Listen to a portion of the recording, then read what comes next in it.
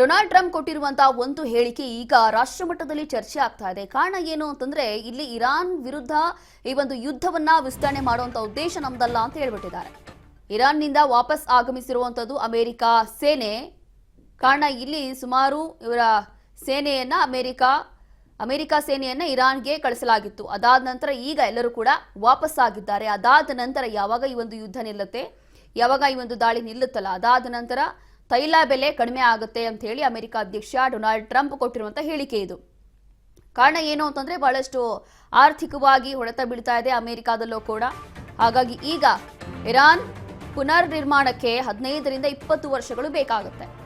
ನಾವು ಇರಾನ್ನ ಅಗತ್ಯ ವಸ್ತುಗಳನ್ನ ನಾಶ ಮಾಡ್ತೀವಿ. ಅಮೆರಿಕ ಅಧ್ಯಕ್ಷ ಡೊನಾಲ್ಡ್ ಟ್ರಂಪ್ ಮತ್ತೆ ಇಲ್ಲಿ ಹುಚ್ಚುತನ ತೋರಿಸ್ತಾ ಇದ್ದಾರೆ. ನಾವು ಇರಾನ್ ಅವರನ್ನ ಬಹಳ ಹಿಂದಕ್ಕೆ ತಳ್ಳಿದ್ದೀವಿ. ಪರಮಾಣು ಶಸ್ತ್ರಾಸ್ತ್ರಗಳ ಮೇಲೆ ದಾಳಿ ನಮ್ಮ ಗುರಿಯಲ್ಲ. ಇರಾನ್ನ ಆಡಳಿತ ಬದಲಾವಣೆಯೂ ನಮ್ಮ ಗುರಿಯಲ್ಲ. ಇರಾನ್ನ ಆಡಳಿತವನ್ನ ಈಗಾಗಲೇ ಬದಲಾಯಿಸಿದ್ದೀವಿ ಅಂತ ಹೇಳಿ ಡೊನಾಲ್ಡ್ ಟ್ರಂಪ್ ಹೇಳ್ತಾ ಇದ್ದಾರೆ. ಒಂದು ಕಡೆ ಯುದ್ಧ ನಿಲ್ಲಿಸಬೇಕು ಅಂತ ಹೇಳುದು, ಮತ್ತೊಂದು ಕಡೆ ಇರಾನ್ನ ಪುನರ್ ನಿರ್ಮಾಣಕ್ಕೆ ಸುಮಾರು 15ರಿಂದ 20 ವರ್ಷ ಬೇಕು, ಎಲ್ಲವೂ ಕೂಡ ಸರ್ವನಾಶ ಮಾಡಿದ್ದೀವಿ ಅಂತ ಹೇಳಿ ಮತ್ತೊಮ್ಮೆ ಡೊನಾಲ್ಡ್ ಟ್ರಂಪ್ ಹುಚ್ಚತನವನ್ನ ತೋರಿಸ್ತಾ ಇದ್ದಾರೆ.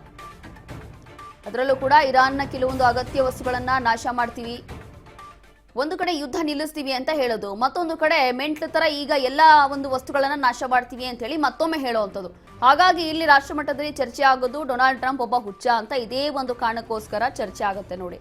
ಮೊದಲನೇದಾಗಿ ನಿನ್ನೆ ಹೇಳಿದ್ದು ಈ ಒಂದು ಯುದ್ಧವನ್ನ ವಿಸ್ತರಣೆ ಮಾಡುವಂತ ಉದ್ದೇಶ ನಮ್ದಲ್ಲ. ಹರ್ಮುಜ್ ಜಲಸಂಧಿ ಓಪನ್ ಮಾಡ್ಲಿ ಅಥವಾ ಬಿಡ್ಲಿ, ಯುದ್ಧ ನಿಲ್ಲಿಸ್ತೀವಿ, ನಮ್ಮ ಸೇನೆ ವಾಪಸ್ ಕರ್ಕೊಳ್ತೀವಿ, ಈ ರೀತಿಯಾಗಿ ಹೇಳಿದ್ದು.